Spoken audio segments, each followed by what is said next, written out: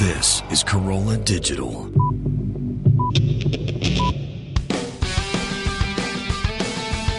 Welcome to Hammer and Nails with Skip and Alison Bedell.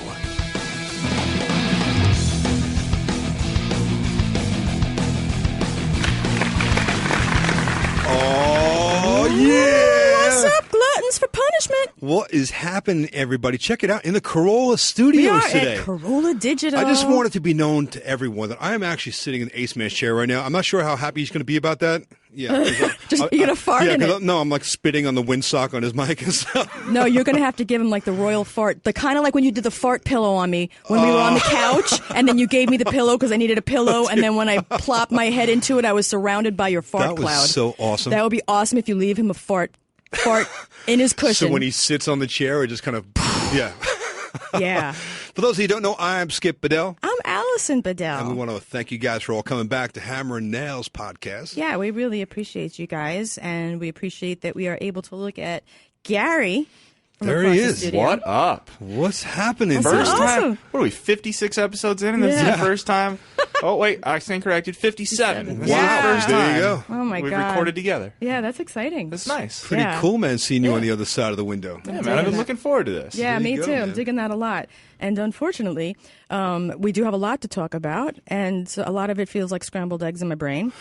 Well, yeah, it's been a really rough couple of days, Yeah. right? I mean, the crazy stuff Yeah. going on. We've been some talking- good, some not so good. We've been talking about our plan to come to California for about a few weeks now, and so, of course, we're here. We had a lot of business meetings and business things to do. All good stuff. All good stuff. So as we last caught you guys up, Kilo was hanging in there, and we were taking him to doctors, and Kilo had been doing really good. I was actually talking to the pet communicator last night to let everybody know. So I had made an appointment with Sonia Fitzpatrick, who is, I think, probably the most famous pet communicator in the world, because as I've come to discover since having found her She has on like a super XM. long celebrity list of people that have called her up for like info. There's on her website. There's pictures of her with Ellen and Bradley Cooper and Bull Abdul Like and everybody, all yeah. kinds of celebrities. Right. She's got the XM radio show. So She's expensive. Tell everybody what she does, real Okay, quick. so she speaks to the animals, both alive and past, that have passed over, I should say, and she communicates with them and actually can have like a conversation with them. But what really impressed me about her was, from having listened to her show, is that she knows stuff that there's no other way that she would have known unless she was communicating. Skip is a skeptic. All right, look, Skeptic Skip. For me, I'm like, listen, I think all of it is really has a degree of, bullshit to it, but I gotta say, listening for what you told me and some of the things that she said, without doing any pre-interview, without kind of coercing you into getting any information out of you, because I think some of them are probably very good at that. You know, it's no secret that some of them are just not the real deal, right? Of course. But from what you told me, it's actually pretty astonishing with some of the stuff that she was able to come up with and not knowing anything about you and doing it over the phone. Yes. Which seemed ridiculous, Yes. but it's true. The first thing that she said to me, now I had sent her a slew of pictures of the pets that I wanted to talk about with their names on the picture at the request of her secretary. It's a fucking laundry list. There's a lot. We have a lot of animals. There's man. a lot. And as soon as she got on the phone with me, she said to me, who are the two dogs that have passed? She's got a really heavy British accent, which means that oftentimes I don't understand sounds like Sharon what the Osbourne, fuck right? she's saying. Yeah, right. Yeah, it's a heavy accent. So the first thing she asked me about, who are the two dogs who have passed? And I'm like thinking, fuck, I'm like, oh yeah, my previous relationship, I had two dogs with my ex that had passed, and then she said, and one of them was a rescue, and one of them was a rescue, and she was saying that this particular dog was still hanging around with my dogs and our family now. And then I was asking her, of course, about Kilo, who she said was not ready to pass. He was happy, and you carry him around in a blanket of sort, and which I do. I don't know if any of you have seen me carrying him around this fleece thing that I wear as like a pouch in the front It's of kind me. of like a papoose. Right? Yeah, and it's made out of fleece, and I do carry him around. It's like blanket material. And That's, by the way, is like the perfect spot. I mean, it's pretty much head between boobs. I mean, Yes. it's really not many better places to be. I wish I could carry you around like that. I would be very happy. Yeah. Well, it's either there or head between legs. So it's. I could do that too. I'm good with both. I just wouldn't get very far. Yeah. No, it'd be a tough time carrying 230 pounds. You think your back's fucked up now? Imagine that shit. Oh God. Or if it was kind of like if I could sit on your shoulders but reverse. Yeah. Oh yeah. Then you could walk around with me, but I'd have to tell you where to go. Yeah, that'd be great. Yeah.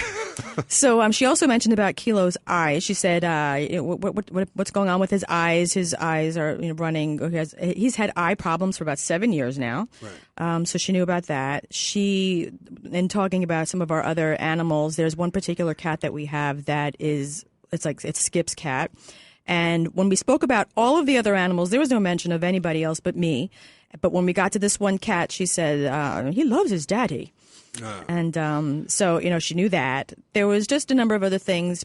So the conversation, it wasn't everything I had hoped it would be because I wanted to hear something like shocking and miraculous. Right. But on the other hand, she knew a lot of things that she would not have known otherwise. And essentially what I wanted to know the most was about Kilo. I wanted to ask about because I didn't know if he was in pain or if he was unhappy or uncomfortable, or I wanted to know if he was ready to go because we had been struggling with this decision for like a couple of weeks. This has been going on for a few weeks now, to the point that, what is it, 2 weeks now ago? 2 weeks ago, we had an appointment. Yeah, he had a really rough day, and he went to the emergency room in the middle of the night with some sort of respiratory distress. We thought that was no question that was going to be his last he was day. He had this little thing where he was looking to his head was twisted to the side and his ears were back, crazy and stuff, neurological thing. Yeah, like a laboring breath. So I'm like, all right, listen, maybe there's something I can do to kind of ease your pain, because you were just going through such a terrible time. You were really, very, very upset and just kind of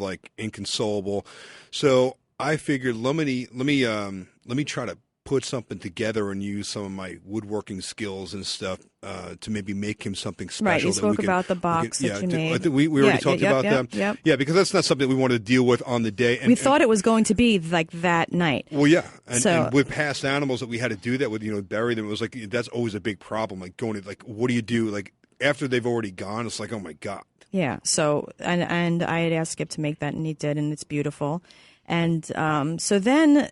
I took out actually off from work because we were going to do this. I kind of scheduled it thinking okay, it's coming time now. And he kept having good days. And I took off of work telling my boss that, we were going to do it. And then she's texting me how's he doing? And I'm like, he's still here, feeling kind of almost guilty that he was still alive because I took off of work, but I got to spend a lot of good time with him. So then, he started having a seizure. He had a seizure a couple weeks ago.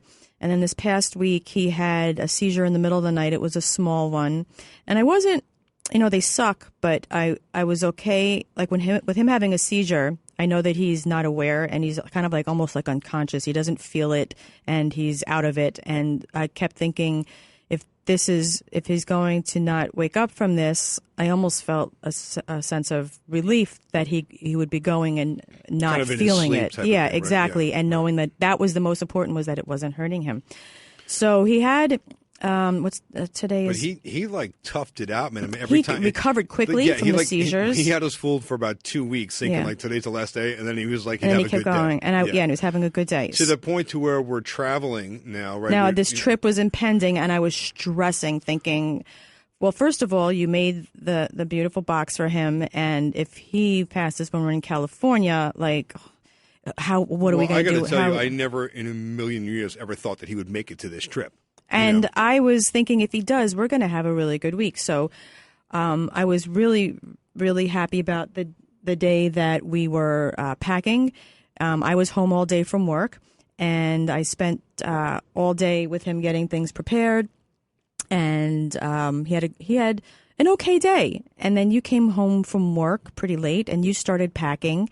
And everything was almost packed, and this is the night before we're traveling, yeah. The night before. So about 11 p.m. And now we're getting picked up on Friday morning, 3:30 a.m. So now about 11 p.m. I'm across the house, and I hear barking. And Kilo doesn't bark. He never was a barker, except for when somebody would come to the door. But that was way long ago when he could hear and see somebody coming. So for him to bark, it was because he had a bark here and there a couple days before. But now this was he was barking. It was more like a yelp. I mean, Like it seemed a- like he was yeah. he was like hurting or something. I Something don't- was going on no, inside. See, now you think he was hurting, but I just think something neurological went on. I don't know if he was afraid of something or what, but it was making him make a bark. Right. And so I was like kind of panicking. I called the doctor. I'm like, what should I do? And he's like, I don't know what I can't really say what that is. Maybe, go to the emergency.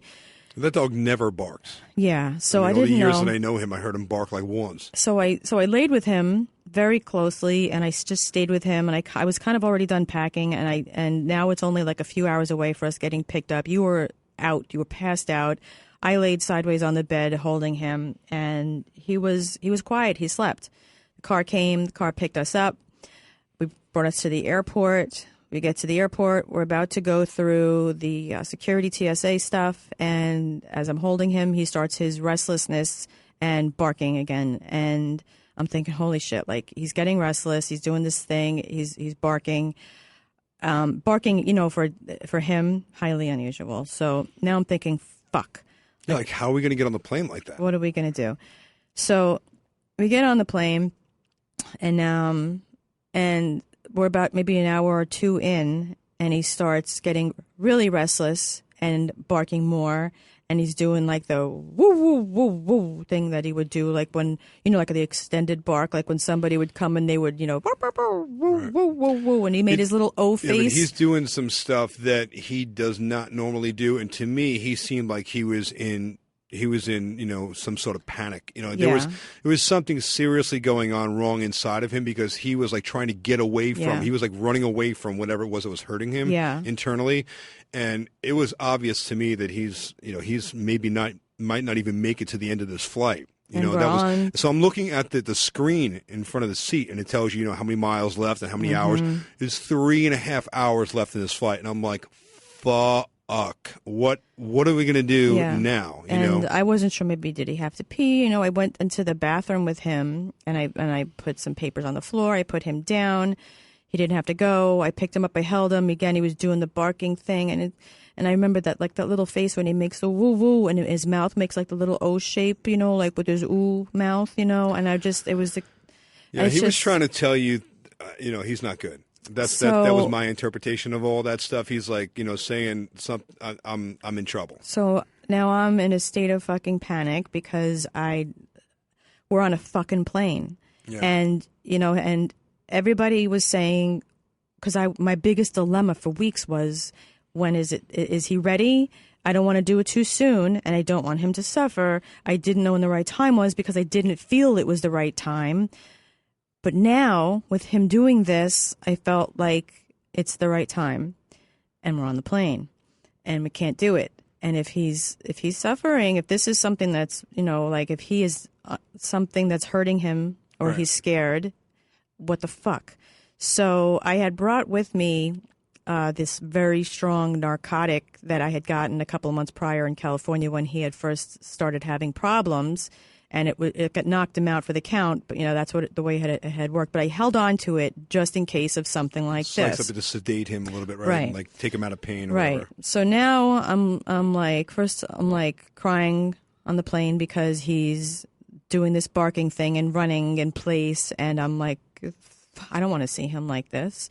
So I go to give him the medicine to make him sleep, but like we were so in a state of like panic, I think, because he's barking a lot now. Now it was like a lot of barking, and I'm just thinking, fuck, I just want him to I want him to sleep.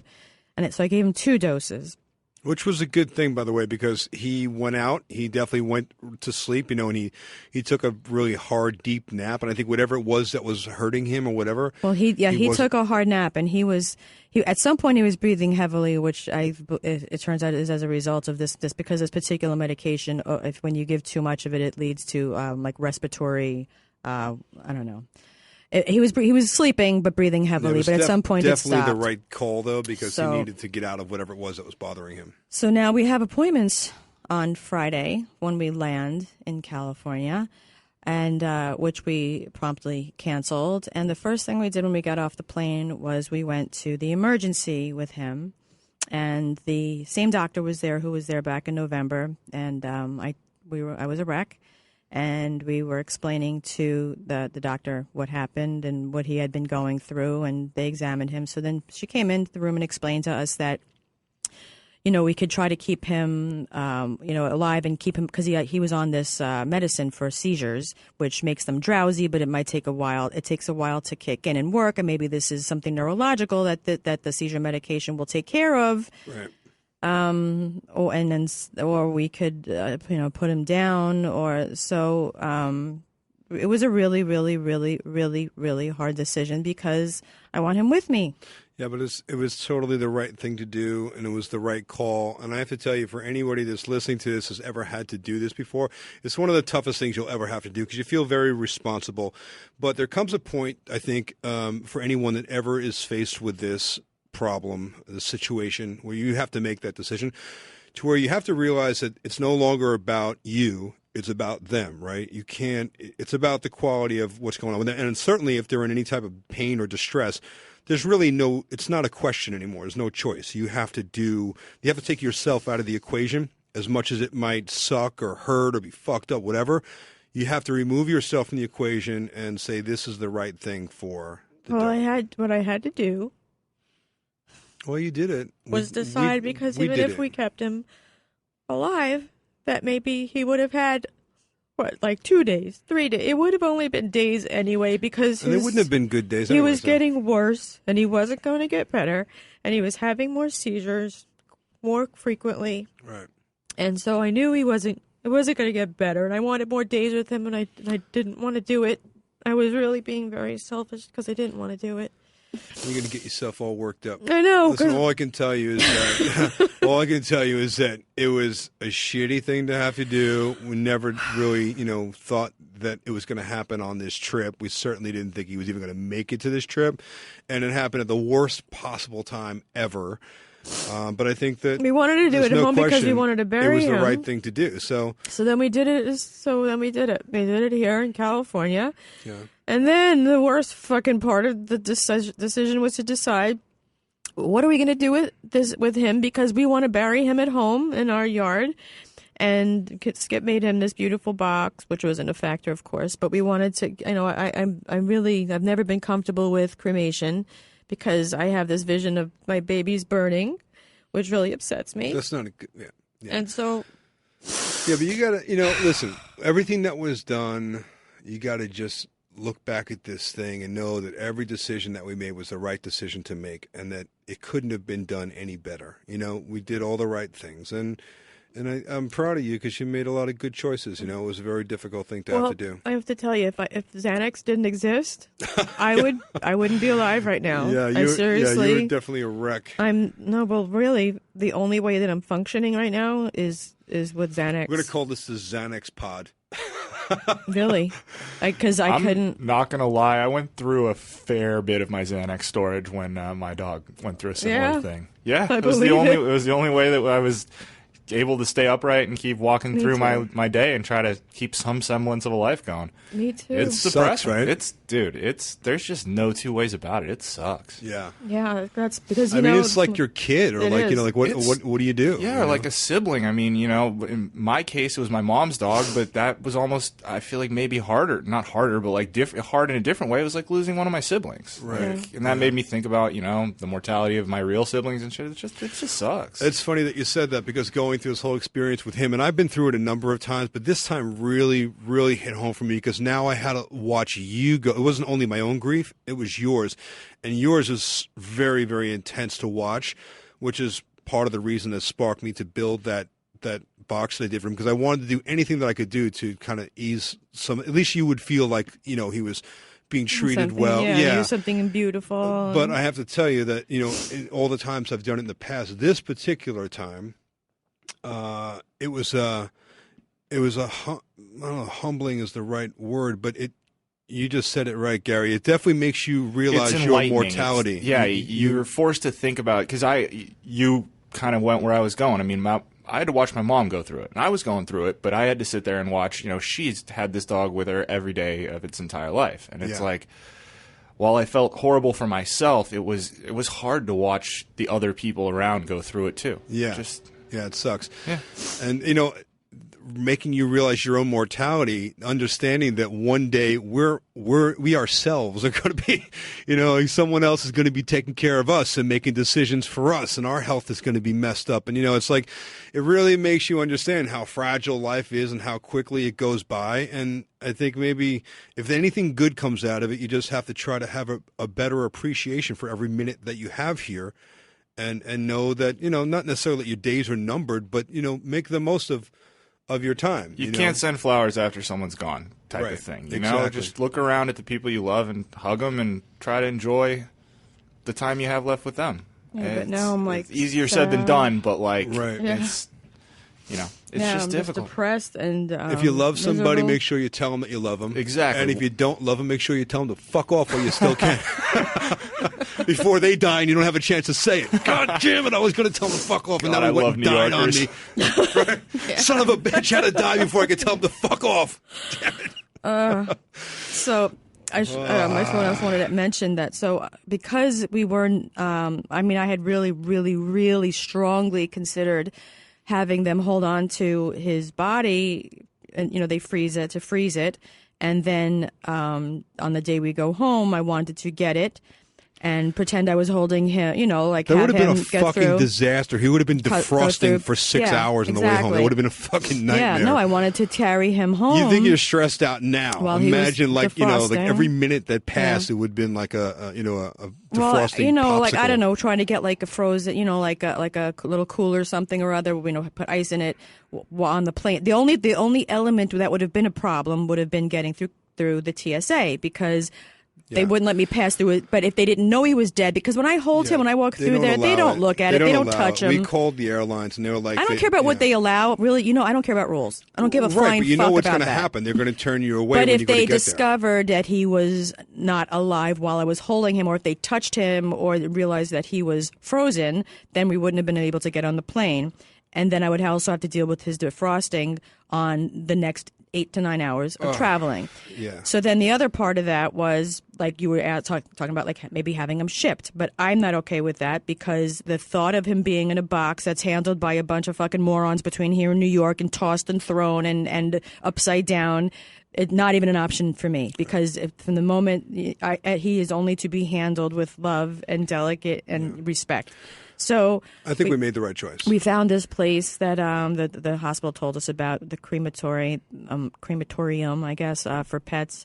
And it was a really, really, we drove into the valley, and we did a private service, because another thing for me is that if he's going to be cremated, I want to make sure that it's actually him, his ashes, and that he's the only one, and that it's not shared with any other pets inside of the. I want We've only heard his ashes. stories of like places like that. Also like burial places where they do like a mass grave, or like where they cremate them with like 20 at a time, and that type of thing. So that we didn't want. And this particular place was really very, very nice, and they really went out of their way. We had like a private session. They shut the whole place down, and they gave us the whole facility for as long as we needed. We were there for a couple of hours, and sitting in a nice space with him and spending some time. And they did a couple of really nice things. They took some prints, ink, like prints, like almost like a fingerprint of his paw, which you could then I'm gonna later get a tattoo. Yeah, you could turn that into a tattoo. They took some like a ceramic mold of his paw print. The pressed into the mold. They did a lot of really we got his hair. We cut some very nice things. Yeah, they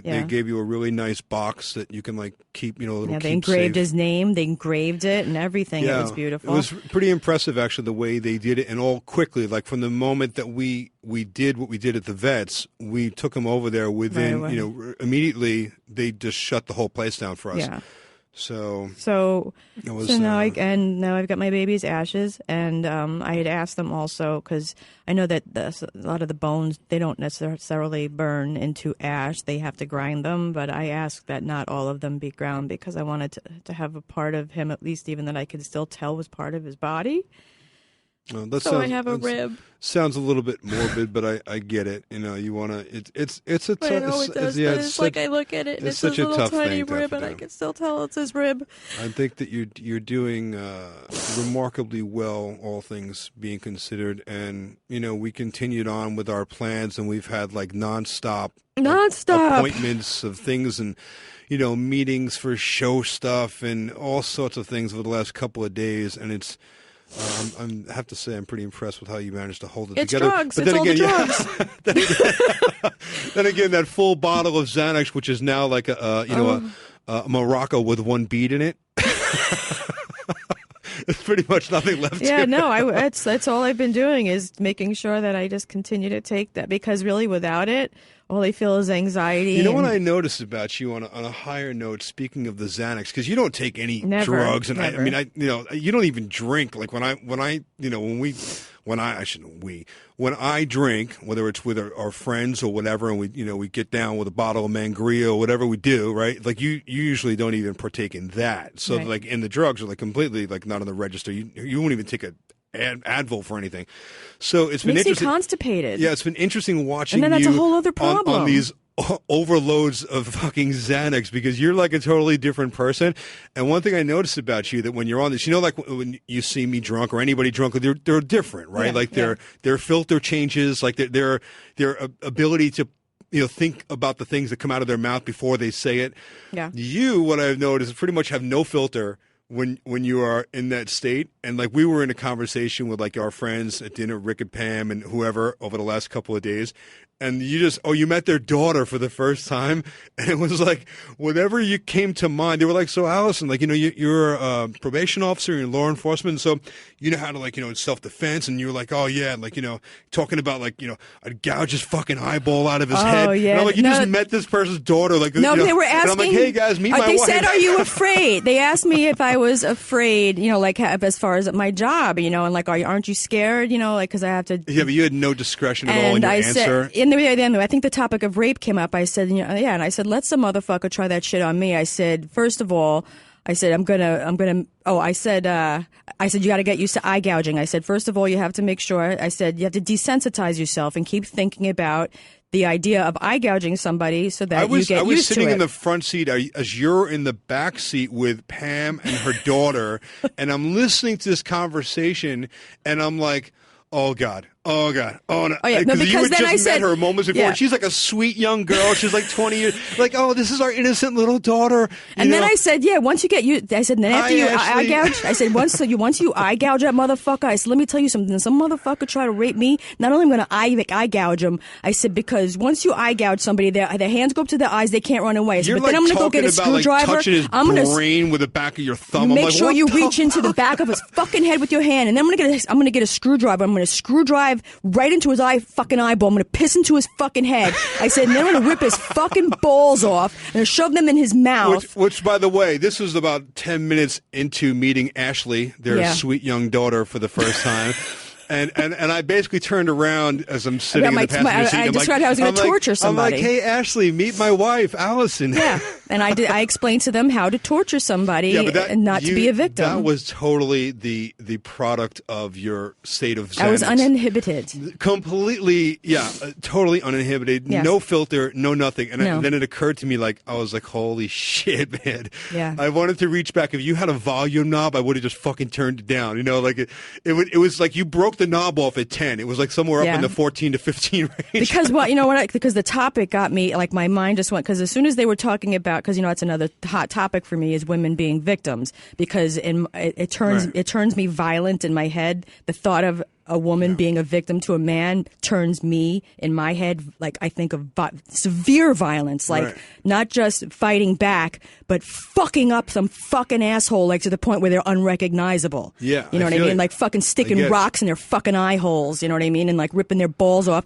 shoving it in their mouth, and then fucking like just like cutting people open and shit. Is that like a Colombian necktie? Seriously, like yeah, because it just. So this is interesting. We went from like the whole bereavement period to and grieving to now like ripping people's. I can't explain what Xanax does to my brain. What do you think about that, Gary? I'm glad I'm on the other side of the glass. Yeah. Don't try to rape me. I see. I think you should Try to rape channel. you. I'm not going to try to hug you right now. You should channel all of this rage the next time we have sex. And although don't think of me as like the assailant, just channel all that passion and just. You didn't think this through before you started talking about it. No, man, I know. It's just, dude. No, it's it was really kind of. It was it got interesting my mind to off watch of you. it. Because I've never really seen you like under the influence of anything, other than no. And in the last couple of days, you've revealed a whole other side. Yeah, well, it's the only way I've been able to function, and I'm very grateful for it because we've been very busy. We came here with a purpose. Fucking and drugs, man. Word up, yo. Yeah. Let's get high. Well, I don't know about all that. I'm kidding. I do have a job to return to. to. I'm kidding. No, you know what? Thank God that you were able to, whatever you have to do to get through this, I think that, listen, you got to do what you can. Everybody deals with things their own way, and you're not hurting anybody other than poor Ashley's ears. Will never be the same. You know what? I'll bet violated. you I helped both of them. Really, because I think I gave them something to think about that they both had never thought about, and they did acknowledge that they both said that they'd be afraid of they'd be victims. I did hear a few times like, wow, that's really cool. Like, and I think Ashley said, like, I really respect the fact that you can protect yourself. She was like, I would be afraid, like I would never be able to protect myself. And so I don't know if that was just her like trying to somehow numb what she had just heard. Just somehow her way of protecting her innocence. Well, no, I explained. I hadn't always been, because people write to us on Facebook, like, oh, you're so kick-ass, or like, you so represent women good, like strong woman. And I wasn't always like that. You're a badass bitch. But I became a badass bitch because of the motherfuckers that try to fuck with me. And I got so sick of feeling like a victim that I decided to stop being a victim and learn how to fuck somebody's shit up if they try to fuck with me again. Wow. See? You know what I mean? It's like, there it is. That's all there is to it. And that right there, ladies and gentlemen, was my sweet, beautiful wife. Oh, baby. I love you. You're very so kind. Yeah, this has been a roller coaster. Yeah. From hey, how you doing? Welcome back to Hammer Nails, to crying, to now fucking somebody's shit up. Physically pulling some medieval shit on someone. To now, like, where are we going next? Rest in peace, Glenn Fry. What a shock. What the hell happened? Gary, I just heard this just now. We got an email, right? We were in a meeting. Newsday. Right, so what I've read so far, and it's slowly trickling out, but it was a combination of rheumatoid arthritis and an intestinal issue that he took a leave of absence from the band earlier last year, and they said he was going to have some surgery, and I guess it was just an uphill battle that he couldn't quite get ahead of. Yeah, they were just touring. Yeah. We just heard him interviewed on Howard Stern, and what a great interview, and he played some unbelievable songs. I mean, everything he ever did was unbelievable, but it was such a great interview. I don't know if that was a new interview or if it was part of the repeats, but whatever it was definitely worthy of listening to. It was the first time I had heard it. New to us. Yeah, new to just us.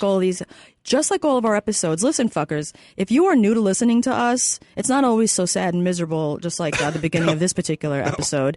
You need to be kind and rewind and listen to some of the earlier episodes, because there is some good shit back there that people have felt so inclined to listen again. If you think we suck, it's okay. You don't have to listen again. But I never said that out loud. He just thought it every day. He thinks that every time we email them the podcast on Dropbox, he's like, really, dude? That is not true. I love working with you guys. We want to say, while we have you here, because usually we're doing this over email and over the phone and downloading the files, so we want to really thank you, man, for always, dude, you're always going the extra mile for us. Fucking mile. Dude, you guys happy have no to do clue. it. You guys are always really chill to work with. You get me the shit I need on time. There's very rarely a hassle, and when it is, it's an honest mistake, and it's never a problem, dude. Yeah, thank you. I like working with you guys. You guys are a lot of fun. We appreciate it so fucking much. It's like, oh my god, everybody over here just pros, right? Just making our job that much easier, because we really don't know what the fuck we're doing. We just honestly, we learn as we go. Neither do we. That's why we look like pros. You're doing something right, because you're making us sound good. So whatever it is, the combination is working out. So I hope you guys are all enjoying listening. We've actually been talking about it for a while, that being here is wonderful for us, but actually having Gary behind the glass right now is also a gift, because there's so many things that we wanted to ask. There's things that listeners wanted to know, and we wanted to ask questions, because even though we've been working with Adam for a while, and we know a lot about him from what we see personally. You know, when we've heard stories, and I listen to his show, and I. Well, we work with him for years, right? Yeah, I mean, like we've been in his house, we go to dinner with him, we've been to lunch with him, we hang out with his wife. Like, there's a lot that we know personally that that other people don't know. I'll tell you what I'd like to know. What did Ace Man have for lunch the last time he came in here? Because this windsock on the microphone kind of smells a little bit like maybe a mixture between fettuccine Alfredo and perhaps a spicy tuna roll. I'm not sure. Listen, he had just gotten off a flight, so I hadn't seen him in 4 days. I don't know. Wow. I don't know what he's getting into when he's in New York. I know. Wow, man. I do know that he was searching out Hungarian and Polish food because he believes you can't get good Hungarian and Polish food in the West Coast. Right. So I think there's probably a little bit of schnitzel coming off that windsock. I dare say mission accomplished. Oh yeah. I don't know what he's got going on here. Baby, I'll give you $10 if you lick that. No, God. You have to give me a fucking lot more than that. Although everyone has a price. Keep pumping it up. You never know what'll happen. I'll be sucking on this thing in a second. Oh, God.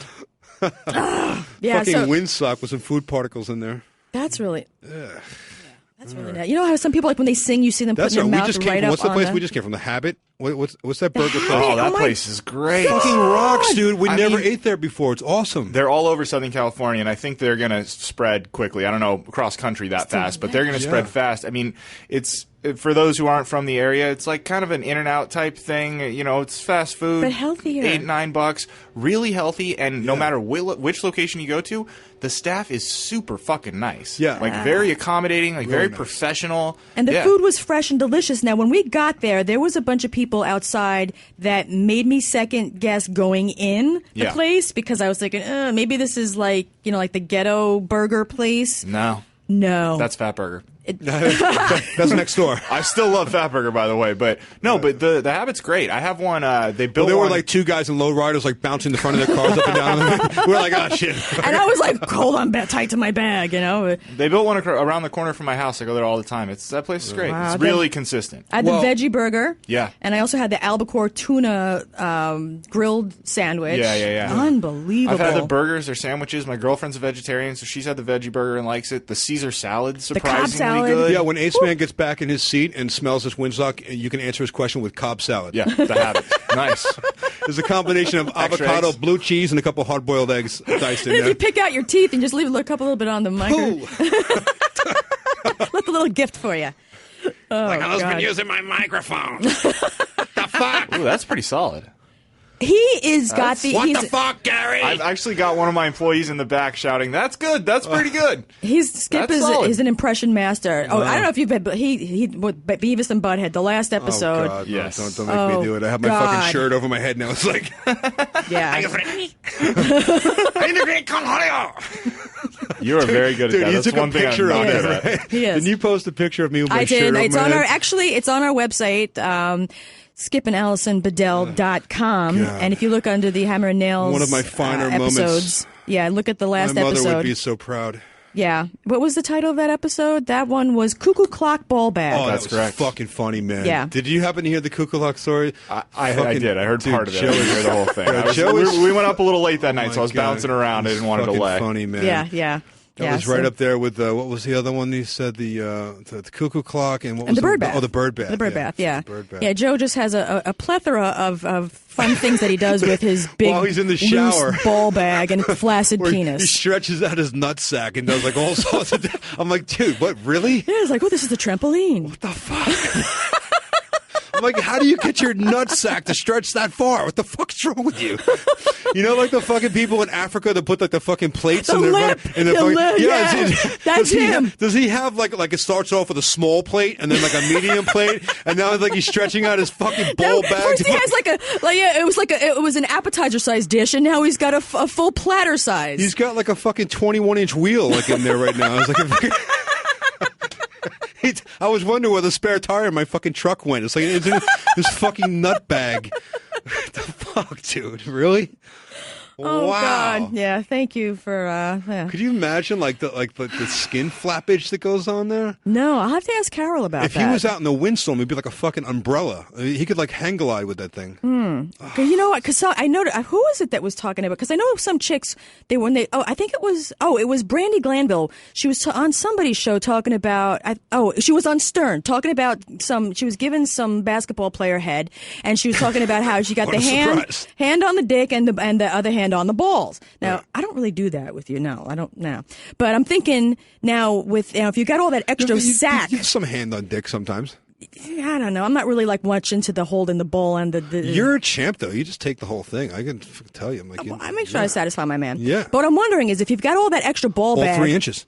Does it listen, melt? some Does girls it like it that melt wide. between your fingers? You know what I mean? Like, where's the extra sack going? Like, is Carol holding the balls, and is there like dripping over sack over her hand? What is she doing anything with it? Oh, fuck. Just wondering. That's way too much sack for me. I'm gonna have to ask her about that. I wonder if you can get like a sack, like today. Can you go to the plastic surgeon and get like some of your sack trimmed off to like firm Of it up? course you can. It's called a ball tuck. A nut tuck. You can absolutely get a ball tuck. Really? It's the same thing like when they rejuvenate your vagina. Yeah, they do that with women's vaginas, Yeah. right? Yeah. You know, They cut some of it, like they kind of dial it back a little bit. They yeah, trim it. yeah, to make it look like Pam Anderson's. trimming the Now, I don't fat know off if a any piece of of you have chicken. seen. No joke. It's called a scrotoplasty. A scrotoplasty. Wow. See? Gary's looked into this. Yeah. Nice. That No, one- I started thinking rhinoplasty, and I was like, wouldn't it be funny if and I put it in Google, and sure enough, scrotoplasty. Yeah. So what is it with the chick? Is it vagoplasty? I don't know, but No. It's they call it vaginal rejuvenation. So now, if it's you a ever double P. saw, It's a pussyplasty.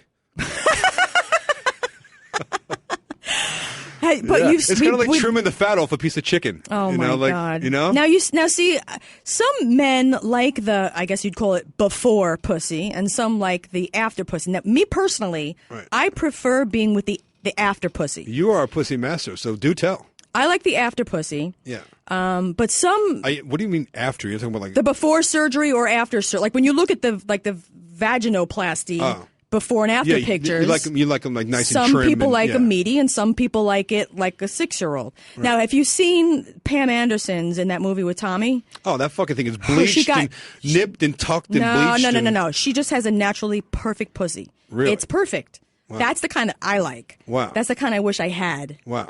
That I don't. I think yours is very nice. Thank you very Yeah, much. See, now that's all I care about. It Is works that you're wonders good for with me. it. So Yeah. no complaints. As over long as here. you're good with it, I'm good with it, and I I'm don't good. care. You know what? And with the lights out, I mean, you can't tell what the fuck's going on down there anyway, so it doesn't really matter. Well, I don't think it matters if the lights are out. Turn the Because when lights I'm sitting down on your low. face, the lights are out no matter what. I just think of Bob Marley. I think of Bob Marley every time I eat your pussy. Turn the lights down low. That's when I turn around, and then the lights are definitely out with your ass cheeks on your eye Fucking sockets. mud That's it. flaps. What the fuck? It's like being in the middle of a roast beef sandwich. Hey, as long as you like roast beef, I'm looking good. for the Russian dressing. I'm like, what the fuck?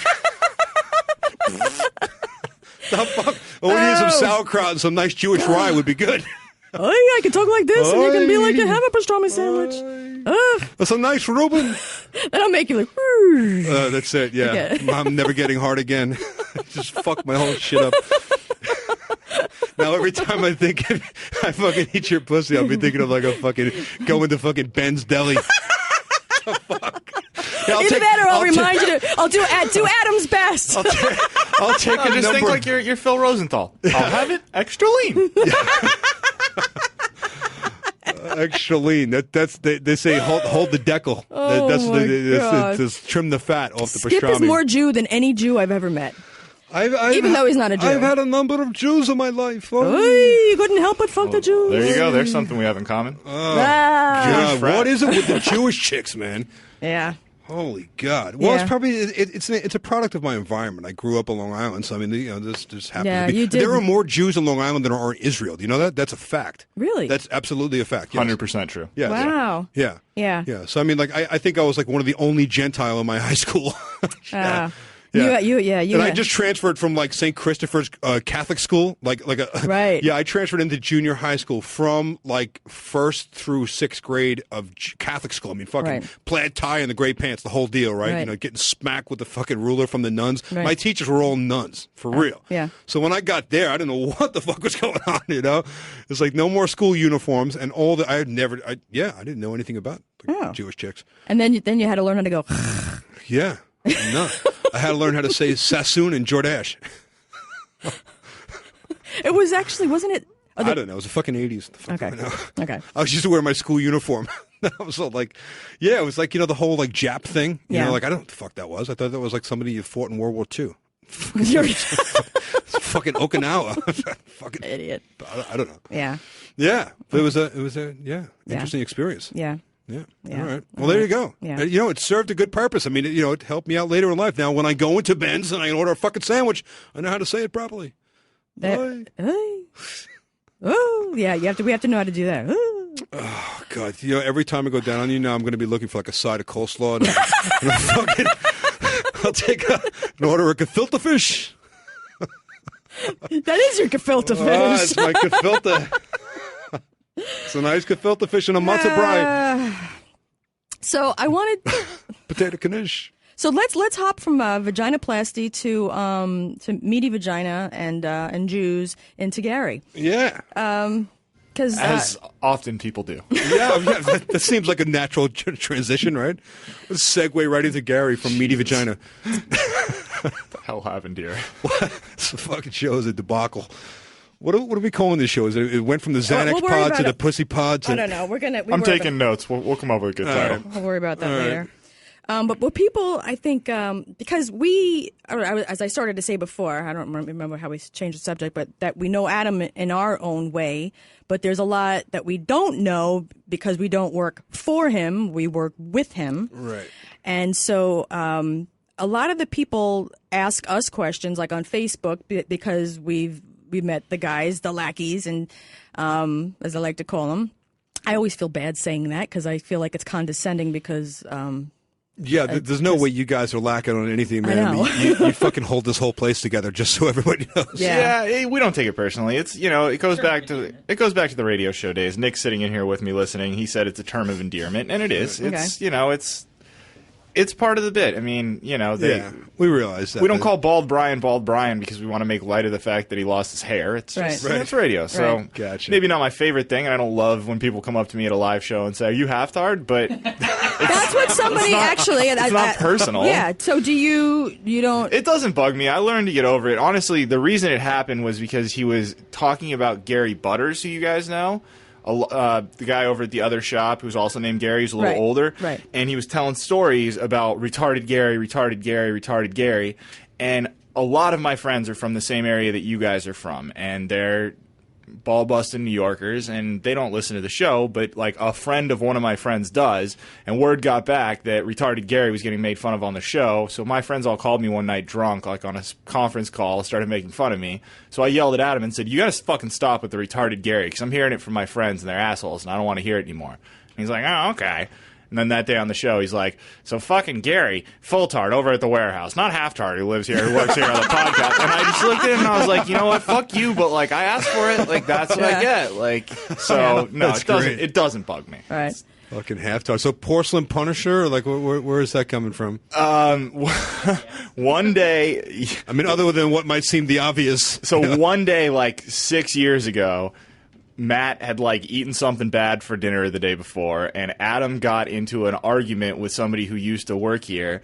And in the course of the argument, the guy who was arguing with Adam said, "Look at poor Matt. You've got him shitting up the toilet 6 times today because he's got IBS because you're stressing him out." And that was where the porcelain Punisher came from. Wow. Yeah. When in reality, it had nothing to do with stress. He was just kind of like sick. He had like a little food poisoning or something. So now you guys have these 2 bathrooms right here that y'all share. Yeah. I've noticed that there are no bottles of poopery in either one of them.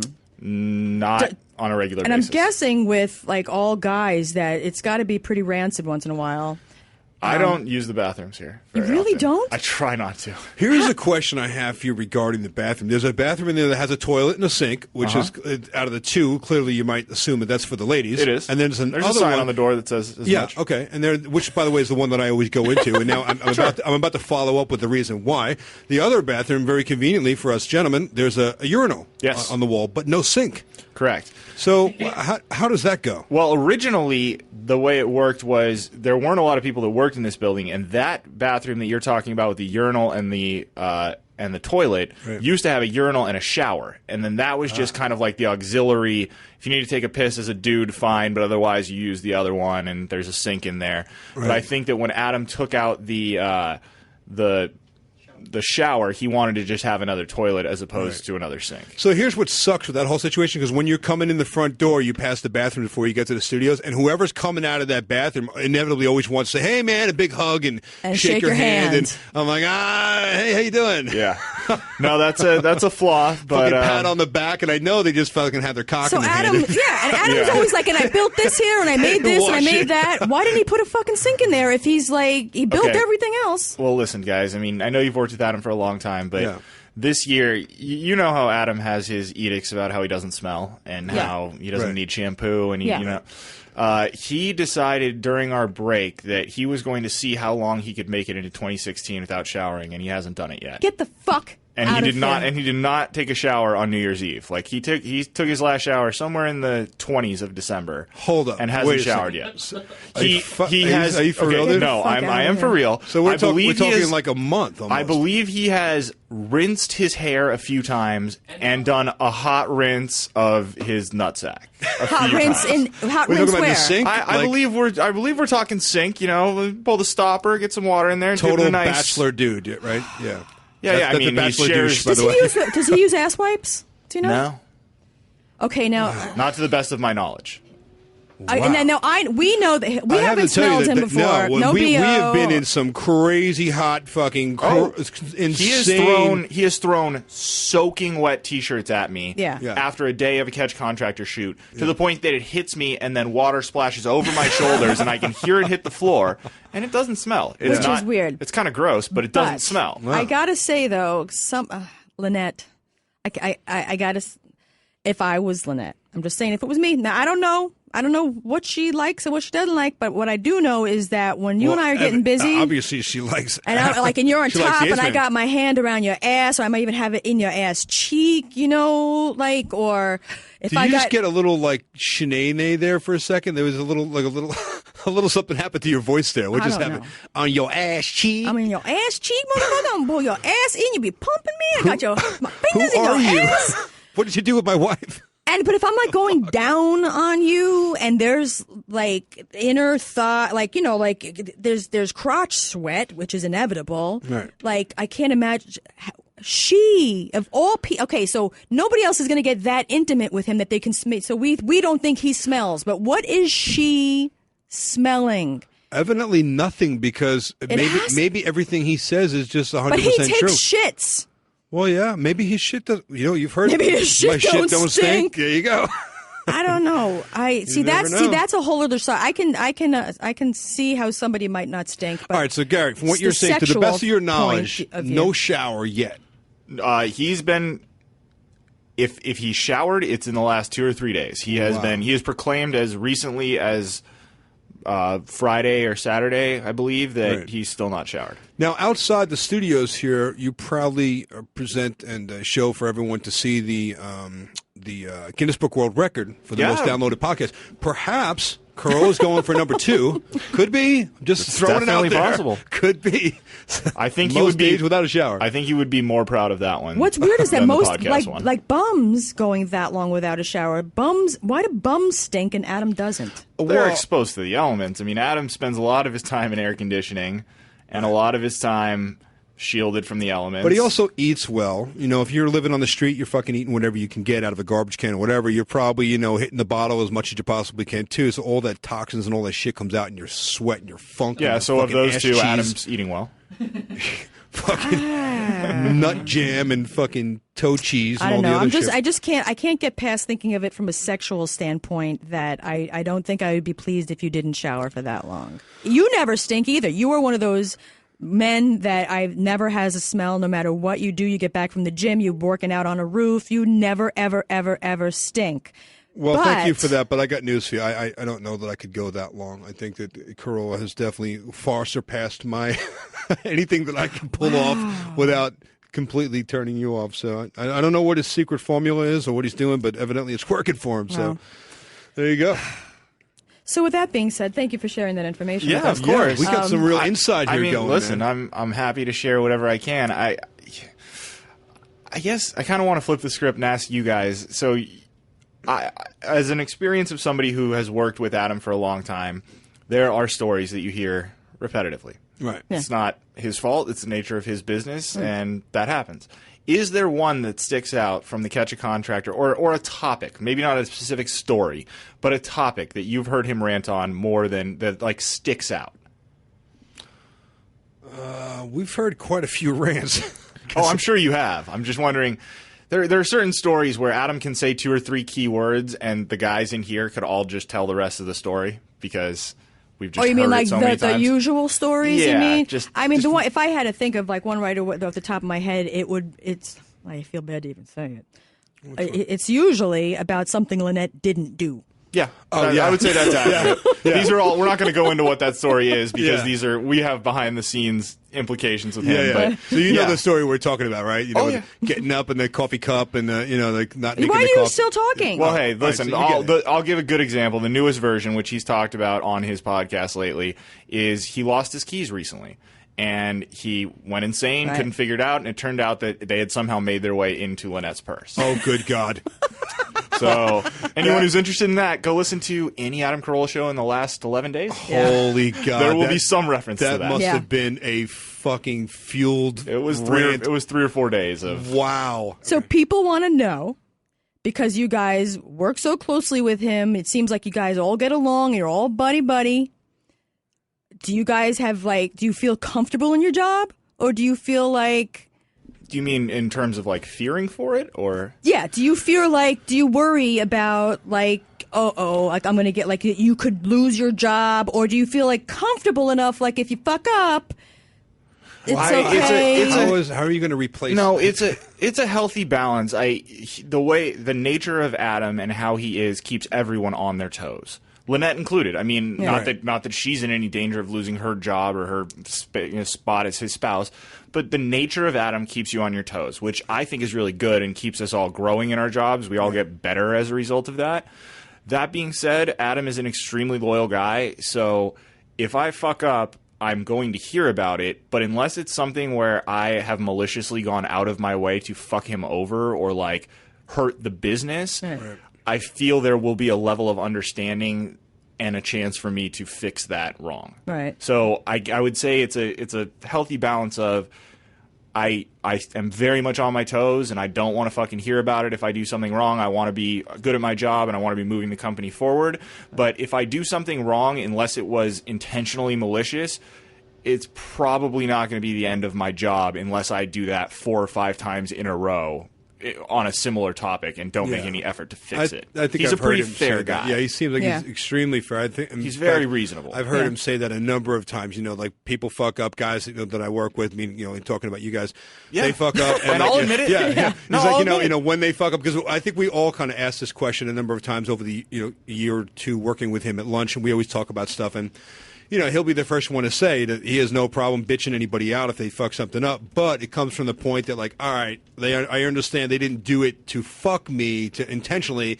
They fucked up. There's a difference, right? They didn't fuck me. They fucked up. So he does seem very fair in that sense. It's wildly fair in that sense because I don't think that in 7 years he's ever really accused me, Matt, or Chris, who are the 3 main guys around here, of doing something to fuck with him. Because he knows we don't have any interest in that. There's no unless you're trying to sabotage the company and go work for someone else, there's no interest in fucking with Adam. We're all here to try to facilitate his job being easier and everyone making money through this business. Now, does he ever do stuff that pisses you off? Have you ever had a job, Alison? Yeah. Have you ever had a boss that didn't do things that pissed you off? Is there stuff that you could mention? Have you ever go on a fucking podcast and talked about it so your boss can hear it?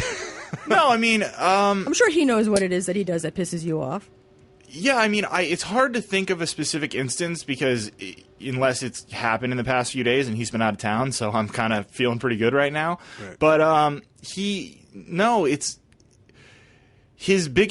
the biggest thing that pisses him off is when he and I have talked about something a couple times, whether it's reality or he perceives it as we've talked about this a few times, and then the same mistake happens again. That's when he starts to go off the rails and feel like, even though he knows intelligently that we're not fucking with him, that's when he starts to feel like he's being fucked with.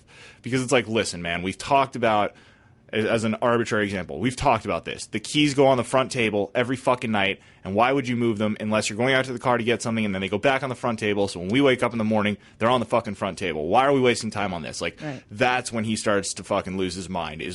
We've talked about this twice, Gary. This is the third time. Are you fucking slow? Or, like, do we need to get you a tattoo? Like, what's going on? So what is going on, if that's the case? Like, what is it? Well, usually in an instance like that, which happens very rarely, it's one of these...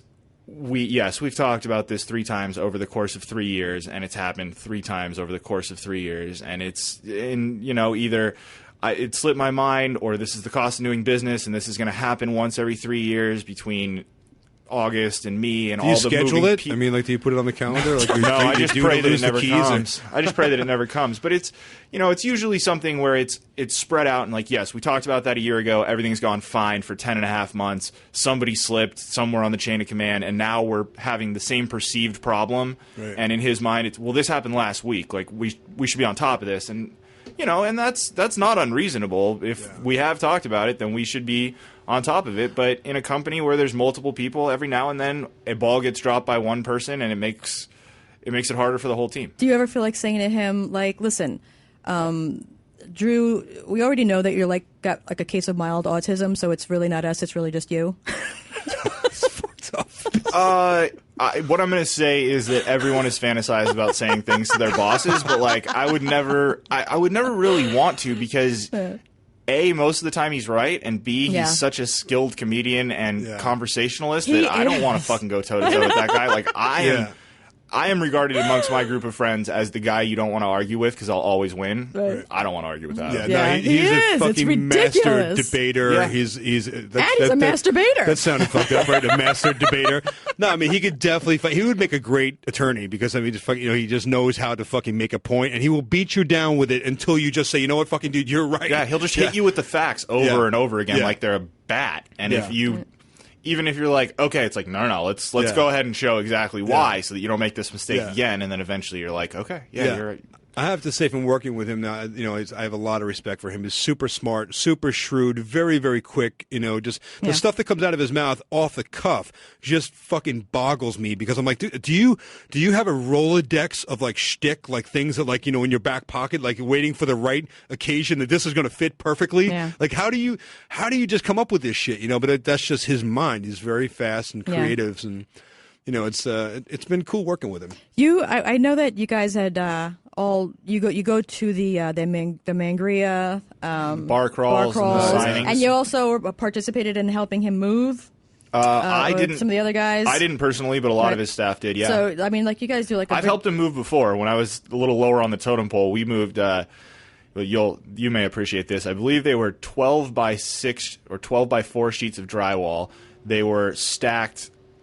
Probably 3 feet taller than me, and me and Matt Fondelier picked each one up by hand and moved them off the stack like 20 feet over onto a U-Haul truck without trying to break them. It was one of the hardest days of my entire life. Wow, yeah, How do you feel about sucks. that? It was probably 5/8 too. If I remember. It was not heavy, thick, and it was fuck. like it was heavy as fuck. And if you if you didn't do it in perfect coordination, that shit would crack, and then it was just like, well. I mean, it's like that's you like a wide carry them variety straight up of. and down. That you can't carry them flat. No, you have to carry them straight up and down, but you both have to stay in the same line, because if one of you starts drifting to the left, then it'll just crack. The 12-footers suck. The standard boards come in 8, but they come all the way up to 16. The 12-footers suck. It's like a big variety of job duties. Like that, I would imagine if he was like looking to hire somebody, you couldn't possibly include it all on in a job listing. No, I mean, Nick, who was in here earlier, is kind of lowest on the totem pole right now, and it's very much a especially when you're the new guy, no matter what you've been hired for, you're going to be given a taste of everything to see where you may have skills that, you know, you don't even know you have. How'd you end up here? I graduated from college and I was going to go to law school, and I decided to work in a law firm for a year and a half to get some real world experience and see if I really wanted to put myself that far in debt. And really wasn't happy. I was working for an eviction law firm, so basically no matter when the phone rings, no matter who you pick up, it's the worst day of their life, because either they have a squatter in their father's income property and he needs the money for his medication, or you have 4 kids and you're being evicted unjustly even though you haven't paid your rent in 6 months. It was just depressing. And I was listening to the podcast to get myself through the day, and I decided to try to apply for an internship just basically for like 6 months to a year to try to figure out what I wanted to do next, and I really liked it and kind of just settled in. Oh, wow. So you were a fan before, and you decided you wanted to come work here. I was a fan from like Interesting. 10, 11 years old. I would like listen to Loveline like shadily behind my mom's back in my bedroom as I was going to sleep. Right. So yeah, you worked for free? Yeah, for over a year. Wow. Wow. So then are you like living at home with mom at that point? Or I had a little bit of savings from a relative dying. So I was living up here in LA. I was making pretty good money as a paralegal, so I had like saved up because I just didn't have a crazy social life back then. It was just I just moved to a new city and I didn't know very many people. So I had enough money from my job to get me through like 3 months or so, and then I had some of this family stuff that would get me through a little bit more of it. And I just trusted that eventually I would get paid, and sure enough, I wasn't on the edge or anything, but right when I was starting to look around and going, well, how long is this going to really, they came and were like, all right, we're going to pay you. So how long have you been here altogether then? 7 years. Wow, man. Yeah. Wow. So me and Matt and Chris all started within like 2 weeks of each other. Wow. Oh, wow. So from randomly. Law school and you know, desires to be a lawyer to Carolla Lackey. Yeah. Wow. Well, who saw that coming? The reality of trial law and some of the nonsense that goes into it, just that's a lot of money to spend to. I did not meet a lot of lawyers who were very happy doing what they were doing. Good for you, man. Still I firmly believe do things that make you happy. It's not always all about money. When I got out of school, I went to school for business and finance, and my first job actually was not in construction. I worked for construction forever as, you know, summer jobs and things like that as a kid for my dad, and already probably knew more than most of the people I work with now in high school. But when I went to college, I went to school for finance and business, and I came out of there. My first job was a stockbroker. I took my stockbroker's exam, and I went to work for a friend of my dad had a firm in the city. And for like a year, I was fucking banging the phones and opening stock accounts and all that, and I fucking hated it. Yeah. Every day standing on the platform of the train, you know, with a briefcase and a suit and a fucking overcoat. And I looked. Although he did like shopping for the suits. Yeah, I had a lot of really nice suits. Metro in that way. That was the best part of the. But you know, I saw these people every day. It was fucking depressing, man. Like the same people standing on the same spot of the platform every fucking day, holding the same, you know, like Wall Street Journal, and you could tell these dudes have been doing this shit for 40 years. And I'm like, they're the same. They're probably making a shitload of money, but they look fucking miserable. So here I am, like fresh out of school, and I go and I do this for like a year, and I started making a lot of money. But I was so depressed, man. I like dreaded. And that was because you went home to a cunt wife. Well, no, way before. Couldn't have helped. No, but... it was way before. I wasn't having any wife then. No. Come on. Oh, then you eventually went home. No, that's the thing. I had no wife. I was right out of school. Oh, you mean you? But yeah, I don't know. I was looking around at a lot of lawyers at that time, and I've looked around at a lot since. You don't find very many who are really happy. They're all wealthy, and they're all happy in their personal lives. Yeah. A lot are happy in their personal lives, but they don't seem to have that eye of the tiger that anyone has, you know, past the age of 30. Well, listen, everybody needs money, and you know, of course, we all want to do well and have enough money to where you live comfortably. But sometimes, not sometimes, a lot of times, people I think really compromise their actual true happiness, and they mistake the money for being happy. But, you know, then again, look at the fucking divorce rate. Look at the suicide rate. There's reasons why people have fucked up lives, because they might, you know, act like they're happy or, you know, put on the air or whatever. But the bottom line is, man, if you find anything in life that you like to do, and, you know, anybody could look from the outside and say, well, dude, you were going to go to law school and now you're working, you know, doing this. What a swing. But if you're happy, man, like that is, you're wealthier than than half the attorneys that you know. Really, I'm definitely happier than I would have been doing that. I can tell you that for sure. And I get a sense of accomplishment out of this job. It's like people can look at it and think it's whatever they are, whatever it is. I mean, Right. You guys have an inside track as to what I do, and I would argue you guys don't know what I do, for all 70 hours of a week, and a listener never could.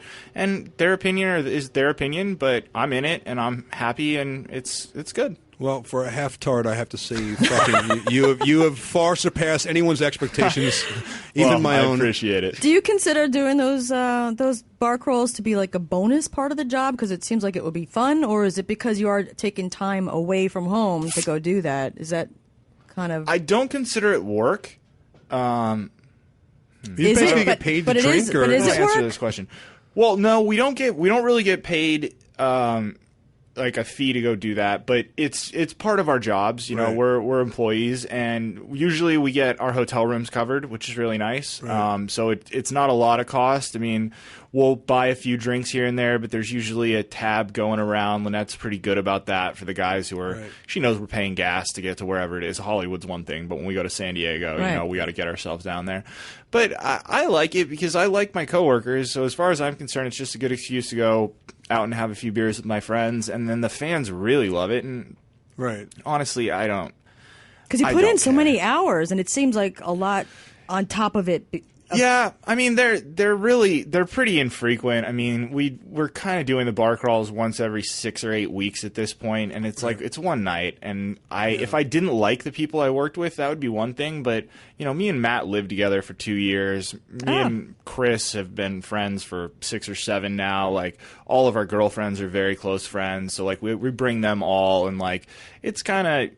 It's the 10 or 11 guys from Carolla Digital, and all the girlfriends stick together and kind of do their own thing, and the guys split off as necessary to talk to fans for a little bit. But it's, we're going to go out and have a night to have a few beers as it is. If this is going to be the reason and we can wear some Angria swag and everyone can kind of profit off it, then great. Yeah, that's cool, man. I'm sure the fans love it. I mean, it's kind of maybe be envious of who has that in their job. There's a job requirement. You got to go out and party with your coworkers. crawl, So you guys exactly. are all fucking cool. friends now. Like if you guys are friends and you're solid, and there's only so many positions here.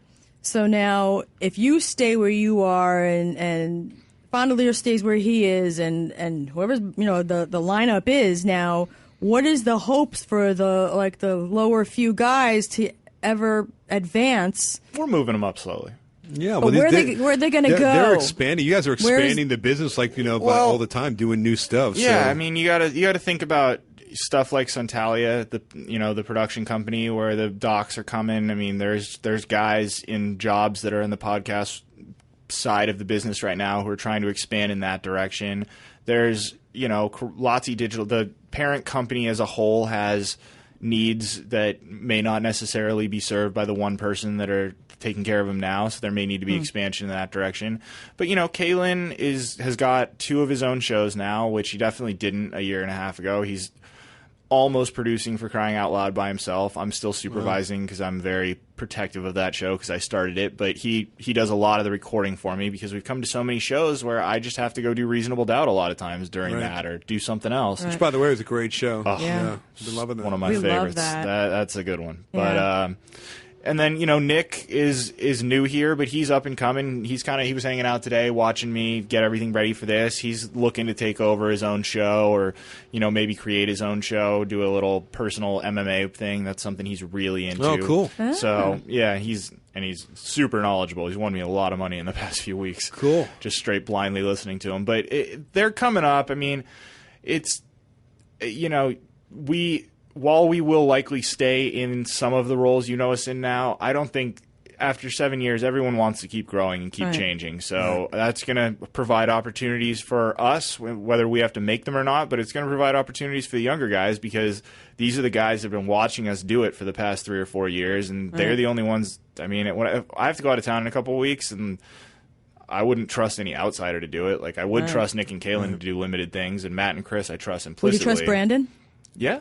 Yeah, Brandon's Brandon doing a is good job. Kalen. I know. What the fuck's up with that? Lynette can never remember anyone's name.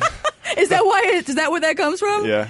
She couldn't remember his name for the longest time, so she used to call him Brandon instead. Does he have any fucked up nickname, or is it just like a whole other name? No, for him it's just Brandon. That's his only nickname. And Nick, the new guy, hasn't been given a nickname by anyone. We call him some of the guys around here call him the Engine because he tends to drink a little too much and get revved up and then black out. But you know, that happens. Revved up and blacked out. So because there's the newer guys at the more entry level, is it like are the guys here at the top level like supervisory over them? Is it kind of like I mean to a limited extent, yeah. I mean they kind of me, Matt, and Chris, me and Matt mostly, but we all kind of keep an eye on them. But they're pretty well along that we don't need to supervise them that much. It's more of a when they fuck up, they're going to hear about it from us. So that we do you make let sure. it get to the Adam level, or does Adam? No, Adam. So it stays within. It's sometimes we'll get to the Lynette level. Right. You know, recently one of them got a little bit behind on something, and a shitty email came through from Lynette. But I was CC'd, and I replied to her and said, "Hey, I'm not really involved in this." And she said, "I know, but you're ultimately his direct supervisor, so I wanted you to know." And I said, "Okay, I'll get involved." And it's fixed. He got a little talking to from me briefly, but hey, fucker, like get on this, and here are the steps to make sure that people know you're on this. Right. So you got to hone your management and the supervisory skills. Yeah, luckily I've been able to. I had it. You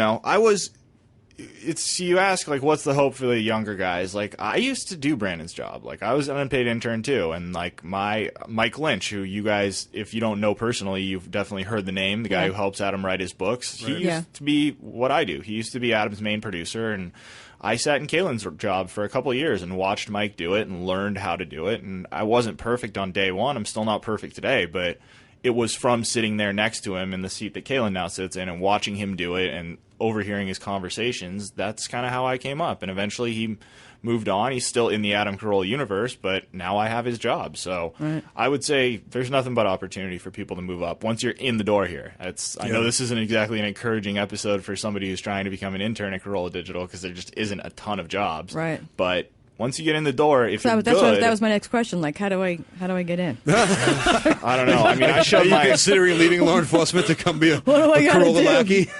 I mean, I shoved my resume into a guy's hand at a comedy club like 6 years ago, just basically following the model of Adam going to K-Rock and asking to train one of the boxers for free. But I mean, these days it's just every now and then we do need a new person, and we kind of put it out there to email your resume into interns@adamcarolla.com, and we review them, and last time we had an opening, we had like 7 interviews, and we just it's kind of gut feeling. Are there all the interns and people that work here? Are they all guys? Or are there any girls? No, the last intern I think you guys met a couple times probably. She's a cute girl named Lauren. She went to UCLA. Tall, yeah, we met her. Yeah, skinny. She was an athlete of some sort. I can't remember if she played basketball or volleyball, but she was a super persistent, smart girl. She must have emailed us 8 times over the course of 3 years, and I just kept ignoring it, and then we needed an intern, and she heard it and emailed again, and it jumped to my mind because I was like, oh, this girl's been bugging us for like 3 years. Like, she has to get at least an interview. Like, she deserves that. And she was really fucking bright and good at what she did, and she ended up getting the job. We absolutely love her. She's still a friend to this day. She comes to all the bar crawls. She took a job working with disabled athletes down in San Diego, so she's helping out, people with missing limbs and stuff, getting back out, surfing, playing basketball, stuff like that. She's a great awesome. girl. Yeah. It's funny that you mentioned that she just kept coming back in the persistence. That's like such the answer to the key to success with everything. I remember when I started out as like an account opener fresh out of school with that stockbroker job, and they told me, listen, every time you call someone, they hang up on you. Every no that you get, you're one more closer to a yes. So it took her 8 no's to finally get a yes with you guys. Which was how I did it too. I mean, I gave that guy my resume. Well, I walked up to a guy at a comedy club and said, I want to intern for free. And he said, all right, well, it's Christmas, so we're going off for a few weeks, but here's an email address. Send me your resume. And I pulled one out of a breast pocket, and I said, here. And he went, oh. Right. Okay, well, that's impressive. Forget that email address. Here's a real email address. Like, email. Oh, shit. So every, 10 days to 2 weeks, I would send the same email, different, but the same message of, I'm not going away. Like, fucking give me a job. I don't want money. Give me a job. And it took till like April, but eventually somebody sent me an email and said, "Hey, I heard you guys have been bugging. I heard you've been bugging us. Like, come on in for an interview." It really is. Like, if you want something, make it known that you want something. People will remember, and when the time comes, they're going to go, all right, well, they deserve a shot at least. Right. What you do with that shot is up to you. But as a boss, even with my business, I know that the guy that keeps coming back for more, that keeps wanting to try, that keeps going no matter what you throw at them, that's the guy that's super valuable. And I think that, that going through that whole interview process and and showing your resume and everything else, they're like, wow, fuck, this guy keeps coming back no matter what. We haven't answered one of his 35 emails. Right. You know what? Call that kid up and get him in here. Because he must really want to work with us. Yeah, at least put him in a room and let's see how he handles it. And maybe it's not a slam dunk, but he deserves the shot. Right. And that was how I felt with Lauren. Right. Yeah. So. Well, this has been really interesting, man. I actually really enjoyed talking with Gary. Got some inside information. Got to know Gary a whole lot better. And I wanted to. I got so many other personal questions. Well, I mean, we could probably sit here all night and talk to Gary, but I think he wants to go home. I know. We're an hour and 20 minutes in. He's like, get the fuck out.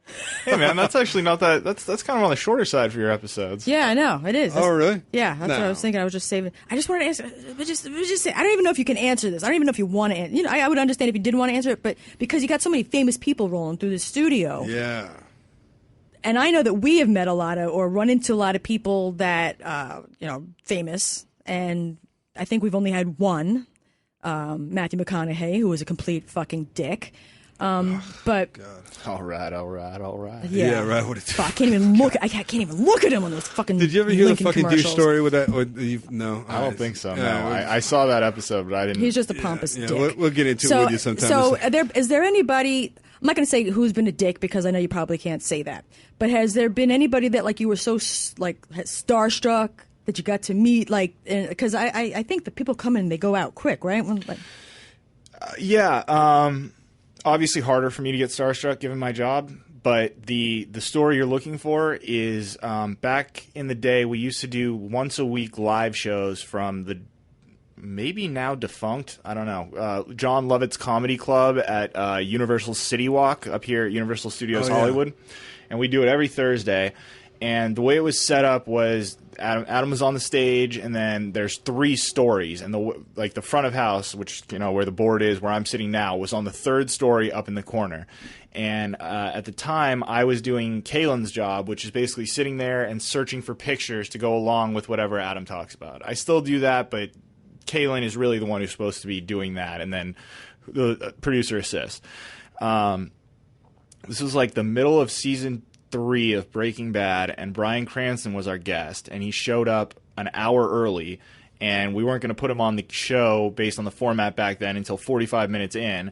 So someone told him that, and he looked over and saw what I was doing and said, "What are you doing?" And I told him, and he was like, "Oh, great, I'm sitting next to you, I'm going to help." And he sat down next to me and just was suggesting we'll get a picture of a guy with his dick out. For 45, and he was just the coolest fucking cat in the history of the world. And I've seen him several times since then. And every now and then he'll be like, "Hey, you remember that time we sat up for pictures?" God. It's he's exactly, I wasn't surprised, but he is exactly what you want that guy to be. Oh my and God. I was in the throes of being a huge Breaking Bad fan, Malcolm in the Middle, he's just Us a great too. actor, but in the middle of that, for Walter White to sit down next to you and be like, "What are you doing? Can I help?" It was fucking cool. That was pretty fucking cool. So that was actually God. while the show was still airing and everything. It was the middle of season 3, right when everyone was starting to wake up and going, "Holy shit, are you watching this thing over on AMC?" AMC is a real channel now. That was fucking cool, man. That was pretty crazy. Oh my God. I've heard Adam say a lot of really great stuff about Bryan Cranston. When we talked to him when we were on the show and break and stuff, and he, actually we've seen some of the bits that he's done with him. Some of the promo bits and stuff, Dude. and the two of them together are. I've met him 12 times now. He is just the nicest fucking person in the history of the world. Wow. Oh my God. Just a good dude. No, we don't get starstruck either, but I think if it was him, I would have a huge holy shit moment. Yeah. I wasn't starstruck until he was like, "Can I sit down next to you and help?" And then I was like, "Whoa, okay." Yeah, then it got really real, right? Okay, but this is my wow. job. You're just killing time. That, I think that was what kind of got to me. But it's hard to get starstruck once you've met a certain number of those people.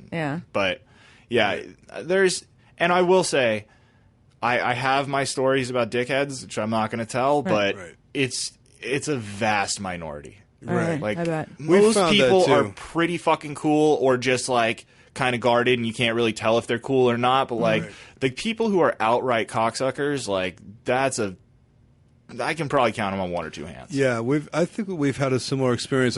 I would say almost everyone, really everyone with the exception of one or two, have really been such down to earth and regular, real people, and almost like to the point where I was surprised, like more so than I ever expected. You know, like wow, like you'd almost think them to be a little bit more of the celebrity type, but really not. You know, and it's I thought actually cool. like they had that Matthew McConaughey and I think maybe just one spouse of a person. Right. Who was who had a bit that's of a different story. Yeah, occasionally, I mean, but it's really, you're right, it's very, very rare. It is. For the most part, people seem to be like pretty humble. It's confusing. Right? It's so rare that when it happens, you're like, wait. Yeah. What did I just do? Did I just kick you in the nuts? Yeah, like, that's what the fuck is going on? Yeah, that's what happened to me, man. With McConaughey, I'm like, I actually said to him, like, really, dude? I was like, wow, man, I had no idea. Okay, hey, thanks a lot. Have a good day. So it's just one of those, and we told the story to Adam. Oh, I think he actually talked about it on the show. Again. I just pray to see him in public again. Whatever. Maybe he was having a bad day. Who the fuck knows? You know, I mean, no, you not according to everybody who we spoke to who knows him. That said that We've worked with a lot of different people on the show. Like a lot of like makeup artists get the dirt, dude, because they get to sit and see them like in their real element. And some people are like real fucking like, you know, they get like real, you know, prissy and real bitchy. You can't talk to Sandra Bullock, we heard. You can't even speak to her. Yeah, some of them, like, that's when they show their true colors, you know, and like, don't touch my face, you know, like, fucking don't touch me. Or like when they're in their trailer, don't look at me. You can talk to me, but don't look in my face. You know, like, I'm like, really? Who the fuck's it? What? I know. But that, I mean, that's like so few and far between. Like, you really don't hear many of those stories. Yeah, and that's... No, but the ones you do hear, you hear over and over and over again. I like where you're going, and I agree with you on the maybe they're having a bad day. And I have had bad experiences where I talked to 3 other people, and they're like, that sounds like they were dealing with some shit. But like... More often than not, if you think someone's a cunt and you come up against somebody else in Hollywood and they say, who's the biggest cunt you've ever met, you'll repeat that name and they're like, God damn right, I've heard that from 50 fucking people. Like that person.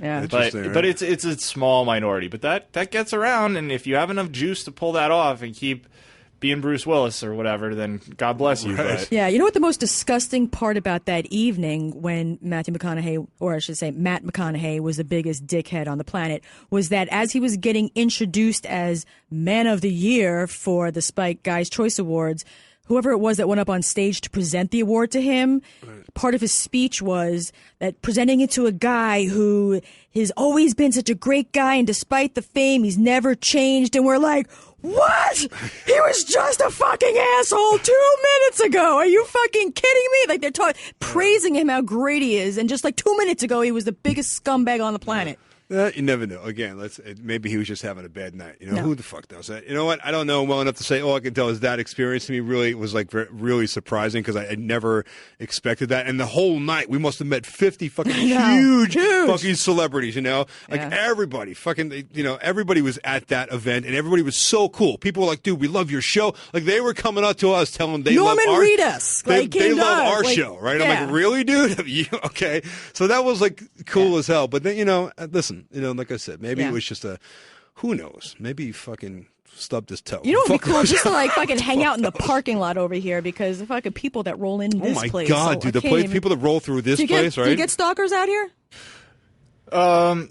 You know, you noticed the new locking door system when you got here today. hence the camera locking system on the door. It's not bad, but you know, we've never had anyone even remotely dangerous, but you will every now and then like walk out of your office and there's just a dude standing in the hallway out here, and you don't want to be like, hey, who the fuck are you? Because it could be a publicist, or it could be a guest, or it could be whoever. Right. So you've got like this, but then eventually sometimes that'll happen and 5 minutes will go by and it's like, yeah, I just found out where the shop was on the internet. Just wanted to stop by and say hi. And it's like, all right, time to shove off, motherfucker. Yeah, right. yeah.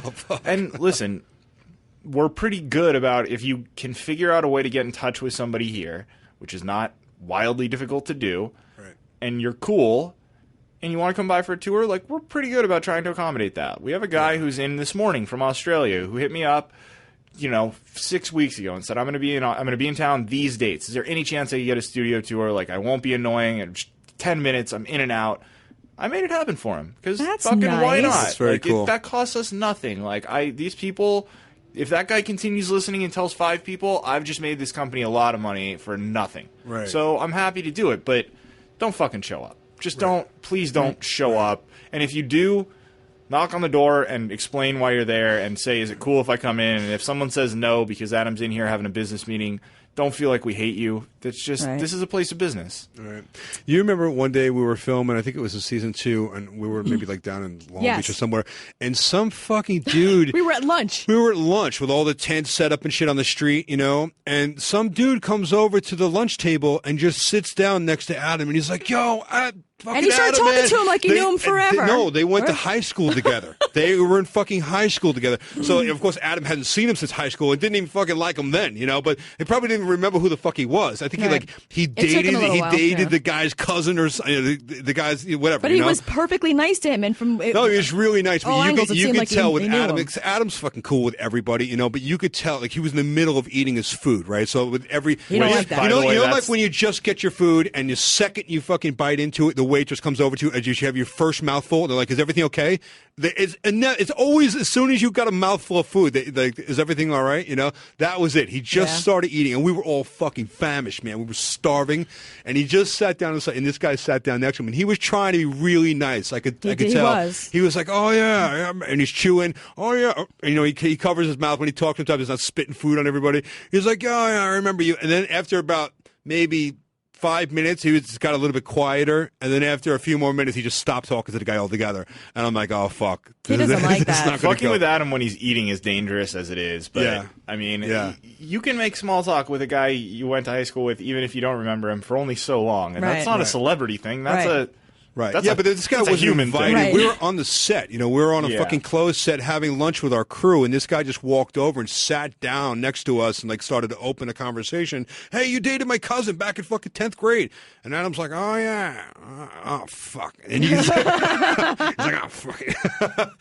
That was pretty crazy to see him. He handled it well though. Yeah, he did, because I tend to be more protective, and I want to like tell the guy to get lost. You know, because I feel like I almost want to protect Adam from having to say something. The dude definitely did not take a hint. No. I mean, like, when Adams just stopped answering his questions, he just got quiet, didn't say a word. The guy just kept asking questions, and I'm like, all right, guys. I think that's a product of starstruck. A lot of people tend to do that, but Adam has a pretty level-headed approach to it, I think, which is eventually I'm going to snap, but why not be nice for a little bit? Because you obviously are a fan, or you wouldn't come over here. So, like, whatever. No, I was actually really impressed with how nice he was for such a long period of time, until eventually he actually pulled out the cell phone and walked away from his meal. And he's like, "Oh, fuck, I got to take this call." And he went back to his trailer. And then a few minutes later, I saw a PA come over to the table, pick up his plate, and go to the show. So, like, that was pretty cool how he handled that. Yeah, he's not going to be rude about it. Yeah. But I mean, I've witnessed similar situations in airport bars and stuff like that. It's just, listen, everyone has their level at which their politeness breaks. Right. Speaking of stories that we've all probably heard a few times, you've heard the one where he's out, leaving the comedy club or whatever, and people are like, "Hey, Ace Man, I've been standing out here for 2 hours. I've witnessed could you sign my shirt, or could you sign my poster?" And then they'll pull out 20 more fucking posters. We're like, "Oh, what do you mean you won't sign this one? Why not?" And he'd be and like, they "Fucking start getting dude, pissed. I just stood here and signed fucking 10 things." He's like, leave me the fuck alone now. Now you're pushing it. Yeah, his famous line for that one is like, "So that's it?" Right, yeah. I was like, no. Why don't we grab a 6-pack of beers? We'll go home and we'll double team your wife. What do you fucking mean? Yes, that's it. I just took a picture with you. I signed 3 fucking posters. I took a picture with your friend.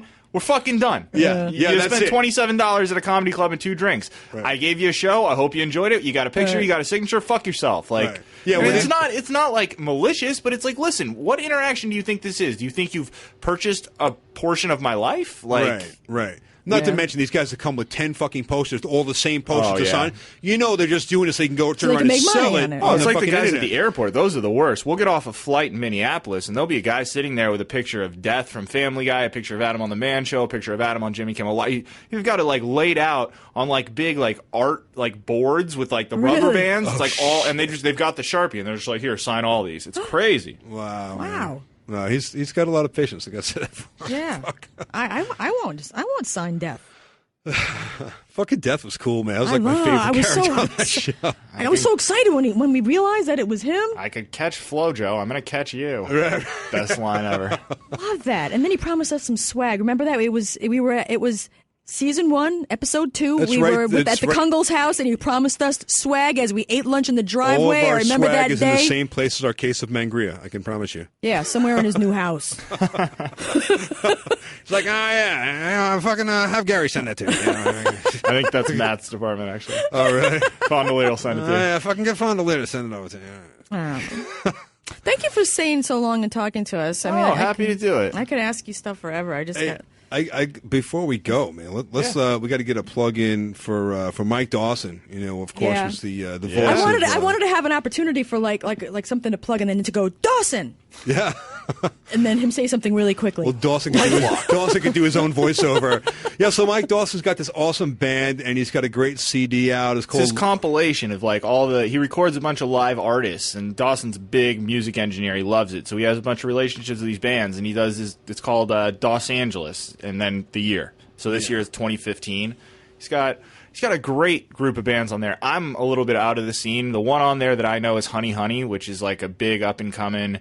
It's a little rock group. They've been featured on Joe Rogan heavily, and they're going to be a big deal coming up here. But he breaks a lot of up and coming artists. I think there's a Jonathan McEwen track on there, who's somebody that Dawson works with closely. It's a good artist. Yeah, it's all sorts of great people on here actually, and this looks like a really cool. So he does this once a year. It's like his compilation. Yeah, he records them throughout the year, and then every year around Christmas time, he puts out that year's best of and kind of hands them out to everybody. Right That's on. very Well, I can nice. tell you from working with him, he is one of the fucking coolest guys ever. Love him. He's always so sincere and always happy to help us with our, our voiceover stuff, and always been very cool with us. So we're happy to plug him. And where can people find this CD?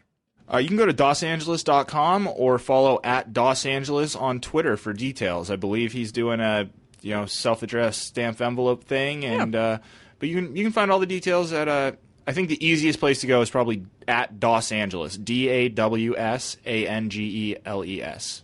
All right then, Cool. There you have it.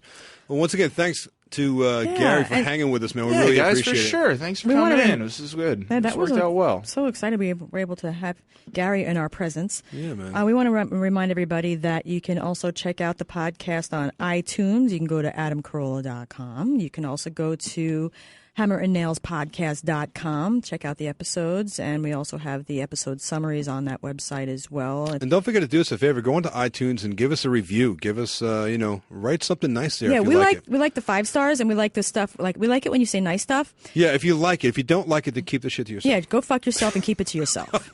Real nice. If you don't like it, fuck off. No, it's okay. It's all good. No, rate and review. It's important. Yeah, we really appreciate Helps us that. climb the charts. Yeah. It really does. And we're making our way up. We're really building our listenership. We really, really want to thank you guys for coming back each and every week, twice a week, listening to our bullshit. Thank you for all the crazy, emails. Thank you for the stories and stuff. Facebook messages. People have been going onto our website and sending us really super kind messages from there. And we want to let you know that even if we don't have an opportunity to write back, because as you guys know, sometimes we get really, really busy, we do read them all, and we want to thank you so much. You guys are awesome. We love the fans, and we really, really appreciate you, because we wouldn't even be able to do this without you guys listening. So thank you. That's it. Wrapping it up, and we'll definitely see you next time. So thanks for coming back, and see you soon. Bye-bye.